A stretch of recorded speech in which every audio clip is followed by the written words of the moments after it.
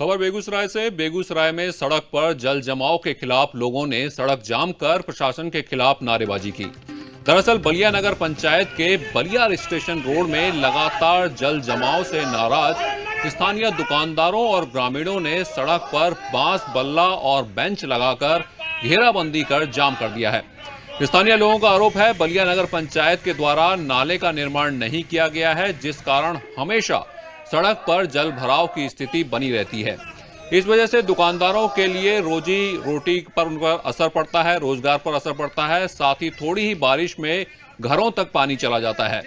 बलिया नगर पंचायत नहीं बल्कि नरक पंचायत बन गई है। स्थानीय लोगों ने कई बार शिकायत की, इसके बावजूद कोई कार्रवाई नहीं होती है।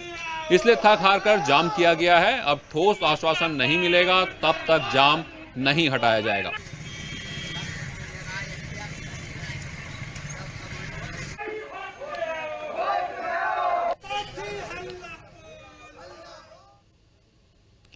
कोरोना काल में जीने का तौर तरीका बदला तो चुनाव प्रचार का तरीका भी बदल गया। अब देश में पहली बार मेगा वर्चुअल रैली होने जा रही है।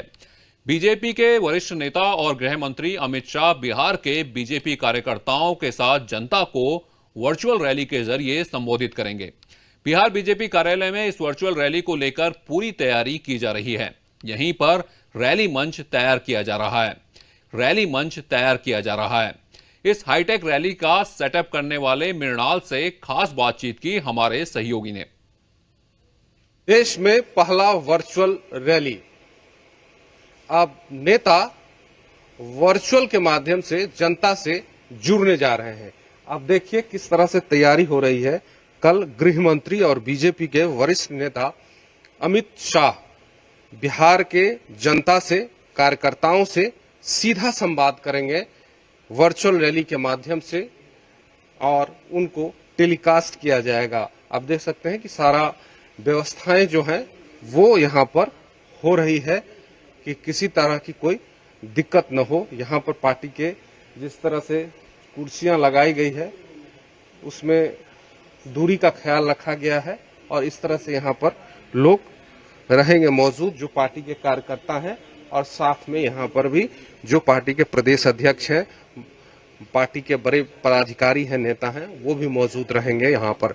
हमारे साथ यहाँ जो वर्चुअल रैली को पूरे सफल बनाने में लगे हुए हैं मृणाल, आप व्यवस्थापक हैं। क्या देश में ये पहला रैली है इस तरह का जिसका इस बार ऑर्गेनाइज आप लोग कर रहे हैं? सर हाँ, ये पहली रैली है और बिहार में भी ऐसा नहीं हुआ था, देश में भी ऐसा नहीं हुआ था। फर्स्ट वर्चुअल रैली, जिसको आप डिजिटल रैली भी बोल सकते हैं, जिसमें लोग कहीं से भी डिजिटली कनेक्ट हो सकते हैं।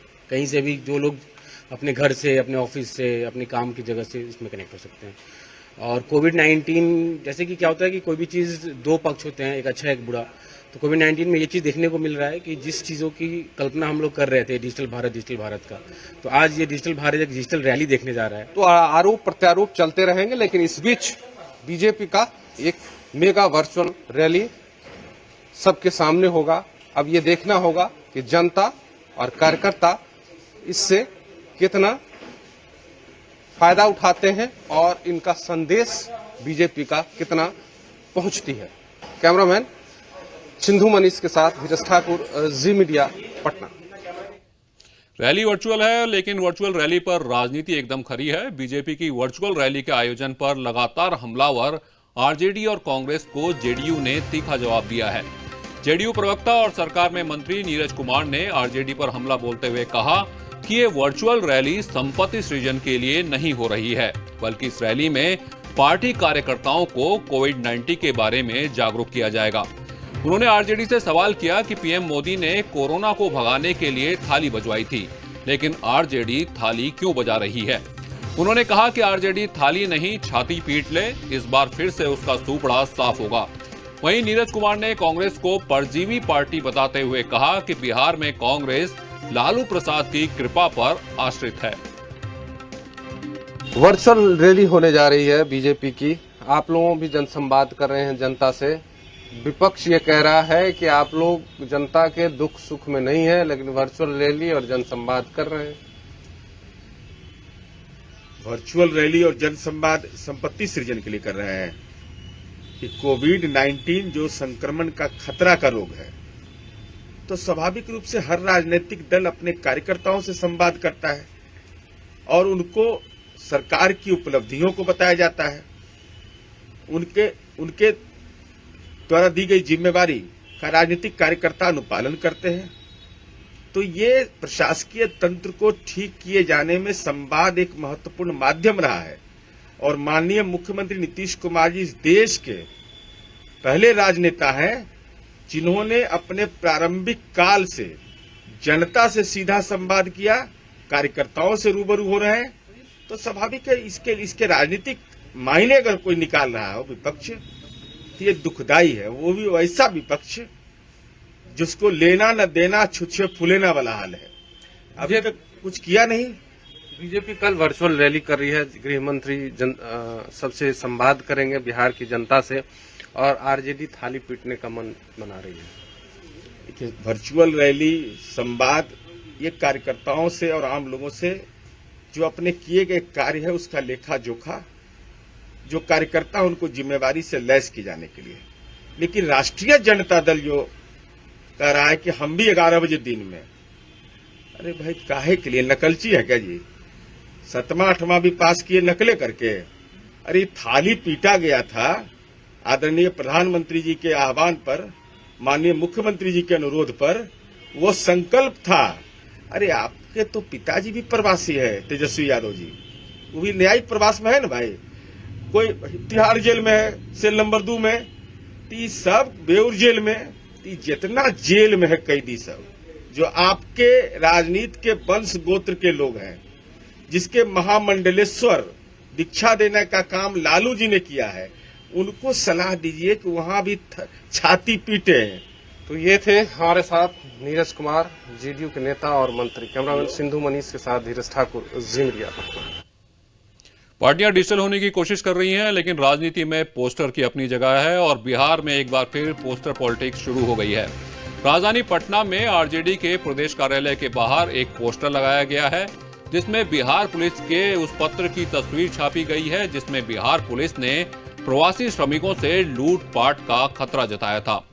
पोस्टर में पत्र की तस्वीर के साथ तेजस्वी यादव ने सीएम नीतीश से मांग की है कि वो श्रमिकों से माफी मांगें। तेजस्वी का कहना है कि जब सरकार मानती है कि गलती हुई है तो गलती के लिए माफी भी मांगनी चाहिए। बिहार में पोस्टर वार शुरू हो गया है। आरजेडी के प्रदेश कार्यालय के बाहर नेता प्रतिपक्ष तेजस्वी यादव ने खुद पोस्टर लगाया है। आप देख सकते हैं इस पोस्टर में खास तौर पर जो ये पुलिस मुख्यालय से लेटर जो जारी किया गया था उसका जो है वो छाया प्रति जो है इस पोस्टर में लगाया गया है। खासतौर पे लिखा गया है कि नीतीश कुमार बताएं उन्हें बिहारी श्रमिक गुंडे क्यों दिखे, उन्हें बिहारी श्रमवीर अपराधी क्यों लगे, उन्होंने मजदूर भाइयों को लुटेरा क्यों कहा, श्रमिकों को रोजगार से इनकार क्यों किया, बेरोजगारों का अपमान क्यों किया, नीतीश कुमार शर्म करो। ऐसे जो भाषा है, शब्द हैं, उसका प्रयोग किया गया है। और एक और पोस्टर जो लगाया गया है जिसमें तेजस्वी यादव ने अपनी मांगों को रखा है, जो मांग कल वो प्रेस वार्ता करके बिहार सरकार के सामने रखा था। तो एक तरह से कह सकते हैं कि इस लॉकडाउन में जिस तरह से प्रवासी मजदूर बिहार में आए हैं, अब वो वोट बैंक राजनीति पार्टियों के बन गए हैं और प्रत्येक पार्टियां जो हैं अपने स्तर से उन्हें रिझाने में लगी हैं। कैमरामैन दीनानाथ ओझा के साथ रुपेंद्र बात है, जी मीडिया पटना। मुजफ्फरपुर में देश के पहले 100 बेड वाले पीकू अस्पताल का सीएम ने उद्घाटन किया है। कंपोजिट स्टील स्ट्रक्चर के रूप में वातानुकूलित पीकू अस्पताल को रिकॉर्ड 8 महीने में तैयार किया गया है। नवनिर्मित अस्पताल में कुल 102 बेड बनाए गए हैं, जिसमें गंभीर मरीजों के लिए 10 ट्राइएस बेड, 90 पीकू बेड और 2 आइसोलेशन बेड शामिल हैं। पीकू के सभी बेड पर पाइपलाइन के माध्यम से ऑक्सीजन की व्यवस्था की गई है। अत्याधुनिक तरीके से इलाज के लिए 20 ventilator, 102 cardiac monitor, 21 radiant warmer, 90 syringe pump सहित तमाम सुविधाएं उपलब्ध करवाई गई हैं। इसके अलावा इन्फेक्शन कंट्रोल के लिए आधुनिक मशीनें लगाई गई हैं। पीकू के सभी बेड पर कैमरा लगाया गया है जिससे कि मरीज के परिजन रोगियों को लाइव देख सकें। पीकू भवन 4 फ्लोर का है। ऊपरी तल में रिसर्च सेंटर बनाया गया है। सीएम नीतीश ने बटन दबाकर 6 अरब से ज्यादा की योजनाओं का उद्घाटन और शिलान्यास किया। इस दौरान सीएम नीतीश ने विपक्ष पर निशाना भी साधा।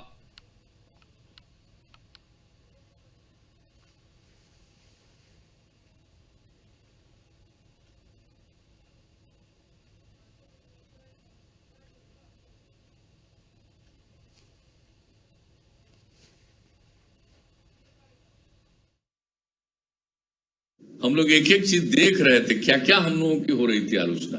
हम लोगों ने एक एक बात का आकलन करके काम करना शुरू किया है। और आज जो ये कोरोना वायरस है, इस पर हम लोग ध्यान केंद्रित कर रहे हैं। कुछ लोगों की दिलचस्पी है अखबारबाजी में, खाली बयान दे, इधर से उधर करते रहे। लेकिन जितना काम राज्य सरकार ने किया है, बाहर जो लोग पड़े हुए थे, हमारे लोग, उनके लिए हम लोगों ने 1,000 रुपया 20 लाख से भी ज्यादा लोगों तक पहुंचाया। अब तो उसकी संख्या हो गई है शायद 20,40,000।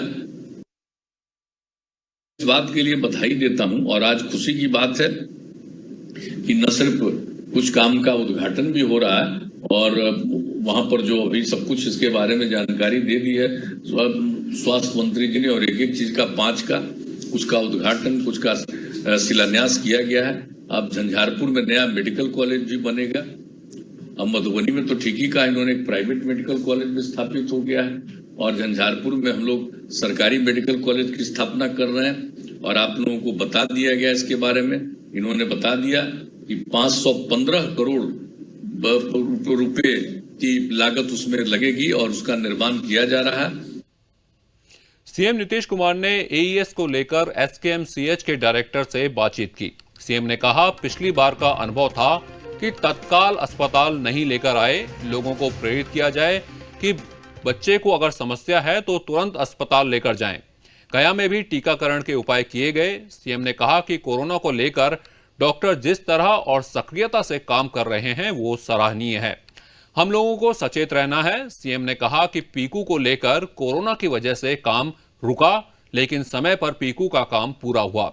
सीएम ने मरीज के परिजनों को भी चिंता की बात की और कहा कि हर अस्पताल में बनेगी एक धर्मशाला और मरीज के परिजनों को सुविधा होगी।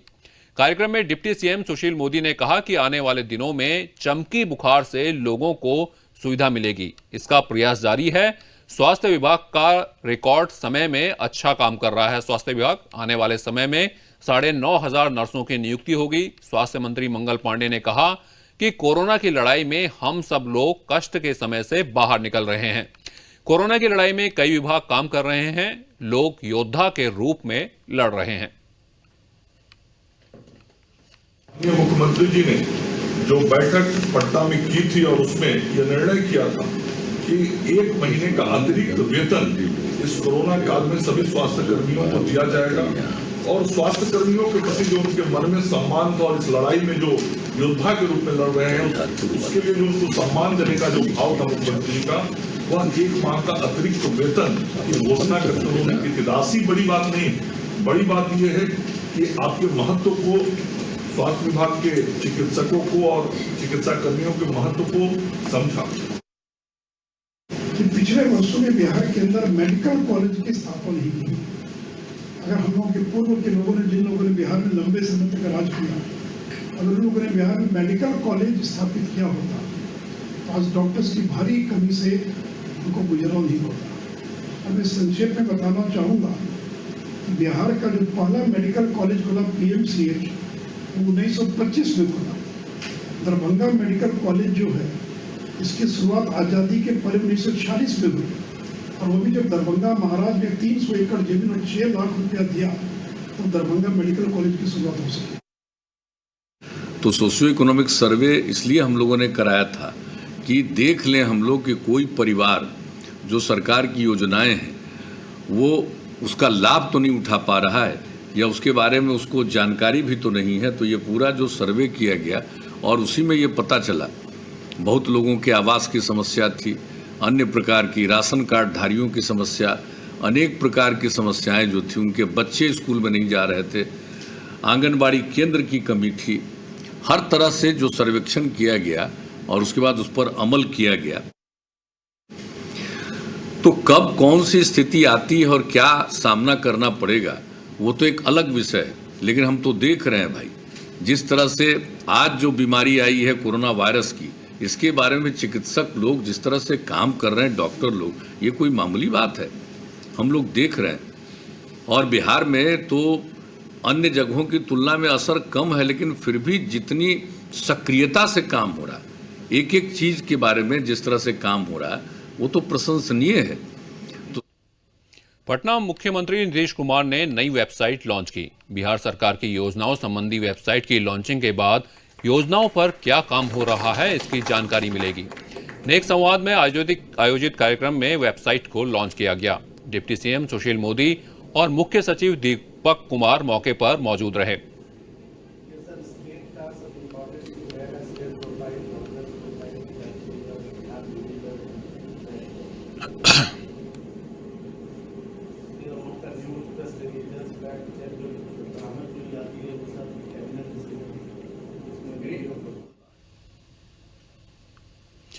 खबर में आगे बढ़ने से पहले अब तक की हेडलाइन। देश में 24 घंटे में कोरोना के 9,887 नए केस, मरीजों की संख्या 2,36,000 के पार। अब तक 6,642 लोगों की हो चुकी है मौत।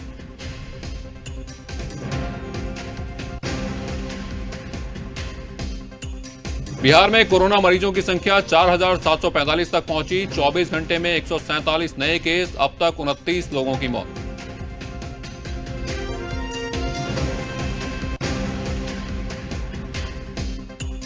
सीएम नीतीश कुमार ने मुजफ्फरपुर में बने 100 बेड के पीकू अस्पताल का किया उद्घाटन। 630.48 करोड़ की स्वास्थ्य योजनाओं का किया लोकार्पण और शिलान्यास। कहा, स्वास्थ्य क्षेत्र में सरकार कर रही बेहतर काम। मजदूरों पर बिहार में सियासत तेज। सीएम नीतीश कुमार ने तेजस्वी पर किया पलटवार। कहा, बयानबाजी नहीं, काम करना हमारी प्राथमिकता। बिहार पुलिस मुख्यालय की ओर से जारी पत्र पर पॉलिटिक्स जारी। आरजेडी कार्यालय के बाहर तेजस्वी ने लगाया पोस्टर। कहा, श्रमिकों से माफी मांगे सीएम नीतीश कुमार।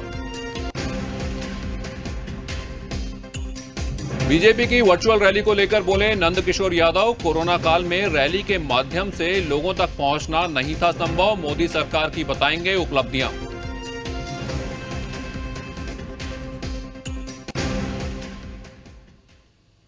7 जून को बीजेपी की वर्चुअल रैली के खिलाफ विपक्ष एकजुट दिखाई नहीं दे रहा है।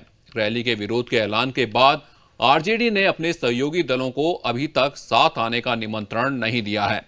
महागठबंधन के सहयोगी दलों का कहना है कि आरजेडी को जल्द से जल्द महागठबंधन की बैठक बुलानी चाहिए ताकि बीजेपी के खिलाफ एकजुट होकर मजबूती से मैदान में उतर सके। दरअसल बीती रात कांग्रेस की मीटिंग के बाद जीतन राम मांझी के आवास पर उपेंद्र कुशवाहा, मुकेश सहनी और जीतन राम मांझी ने भी बैठक की।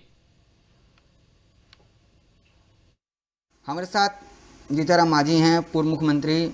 मांझी जी, लगातार 3 नेता बैठ रहे हैं, उसमें ना कांग्रेस ना आरजेडी। देखिए, ये कोई महागठबंधन की बैठक नहीं थी। प्रायः बैठकों का दौर या आपस में मिलन जुलन होते रहता है राजनीतिक क्षेत्र में। एक बार नहीं, अनेकों बार कभी हम लोग सहनी जी के यहाँ मिले हैं, लोग हमारे के यहाँ मिले हैं। कभी ऐसा भी हो सकता है कि उपेंद्र कुशवाहा जी के यहाँ भी जा सकते हैं, कभी पप्पू यादव के यहाँ भी जा सकते हैं, कभी और के यहाँ भी जा सकते हैं। तो ये सब अपनी अपनी बातें, रणनीति की बात होती है, करते रहते हैं। महागठबंधन के संबंध में किसी प्रकार का कोई संशय नहीं होना चाहिए। रही बात कांग्रेस का और राजद का, तो महागठबंधन की बैठक होगी तभी न हो ये लोग आवेंगे। और हम कौन बुलाने वाले होते हैं महागठबंधन की बैठक? महागठबंधन का बड़ा नेता या बड़ा पार्टी के रूप में हमारा राजद है। राजद के लोग बुलाएंगे, हम लोग जाएंगे, बातें होगी। उस समय अगर कोई नहीं जाएगा तब एक प्रश्न कर सकते हैं। हम लोग तो महागठबंधन से अलग व्यक्तिगत तौर पर मिलते रहे हैं, कल भी मिले हैं। सिर्फ और सिर्फ लगातार मुलाकात होना, राजनीति प्राणी है, आदमी तो डे टू डे बात करते रहता है, मिलते जुलते रहता है। इसमें क्या दिक्कत है? लॉ एंड ऑर्डर यहाँ खराब है। प्रवासी मजदूर जो हमारे आए हैं उनकी स्थिति बहुत दयनीय हो रही है।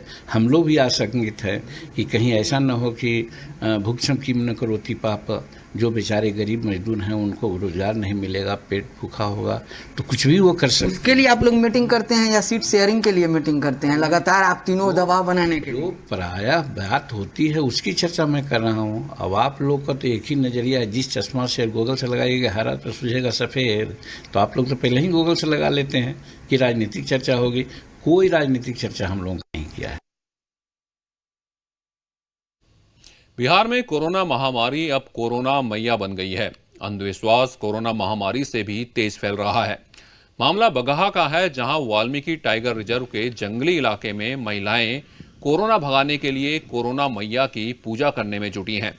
महिलाओं का बगहा के मदनपुर देवी स्थान, पटेसरा, सिरिसिया और जमनापुर घिरौली समेत हरना टांड थरुहट के गांवों में अंधविश्वास का खेल शुरू हुआ है, जो कि चिंता की बात है। ये बात कह कि मैंने लौंग कपूरा अगरबत्ती मैंने बार दी है जा मैंने गाय के भैंस में आयरन है तो अच्छा औरत घास करत लोग। अच्छा कहाँ के बात है यहाँ जड़ी में अच्छा तो मैंने का कहली कोरोना में मैंने कहली कोरोना में कि हमारा अगरबत्ती कपूर बार दिया जा नगो लड्डू नगो थी लौंग आप नगो फूल और अच्छा वे जो पूजा करते यूपी के प्रतापगढ़ हादसे में अरवल के 4 लोगों की हुई थी मौत। गांव में शव पहुंचते ही कोहराम मच गया। सदर थाना क्षेत्र के कोरियम गांव के एक ही परिवार के 3 सदस्य और 12 गांव के एक व्यक्ति की मौत हुई थी। आरजेडी विधायक रविंद्र सिंह और जेडीयू विधायक सत्यदेव कुशवाहा परिजनों से मिलने गांव पहुंचे। पूरे गांव में मातम पसरा हुआ है। आपको बता दें कि सभी स्कॉर्पियो से राजस्थान से घर आ रहे थे।